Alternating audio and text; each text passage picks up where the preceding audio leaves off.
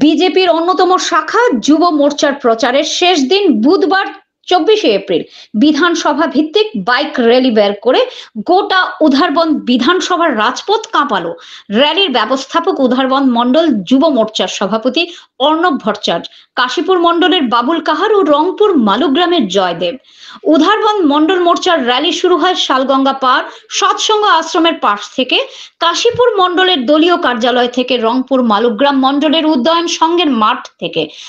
Rally মধুরাপুলের নিকটে অটল বিহারী বাজপেয়ী স্ট্যাচুর পাশে মিলিত হয়। প্রায় 500 শতাধিক বাইক আরোহীর র্যালি সেখানে রংপুর সেতু কিছুটা আগে থেকেই ঘুরে উধারবন্দ হাসপাতাল রোড হয়ে ডিএনএইচ স্কুলে গিয়ে শেষ হয়। র্যালির প্রথমে ছিল প্রচার গাড়িতে বিজেপি বেজেছিল আখো একবার মোদী সরকার।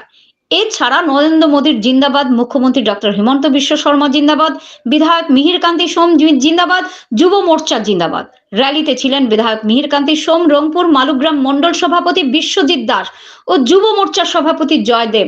এছাড়া কাশীপুর মণ্ডলের সভাপতি মানস দত্ত ও যুব মোর্চার সভাপতি বাবুল কাহার ও মণ্ডল প্রভারী কানু রঞ্জন দেব। র্যালি শেষ হবার পর উধারবন্দ মণ্ডল সভাপতি নবারুণ চক্রবর্তী সংবাদ মাধ্যমের সঙ্গে কথা বলতে গিয়ে জানান, এবারের লোকসভায় নির্বাচনের দলীয় প্রার্থী 50,000-এর লিড দেবেন। সংখ্যালঘু সম্প্রদায়ের ভালো ভোট দলীয় প্রার্থী পাবেন।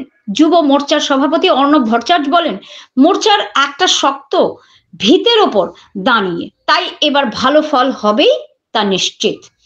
উধারবন্দ থেকে সাংবাদিক নিহার কান্তি রায়ের রিপোর্ট। আপনারা দেখছেন NE24 নিউজ চ্যানেল, ভয়েসে স্বর্ণালী মিশ্র। সঙ্গে থাকুন।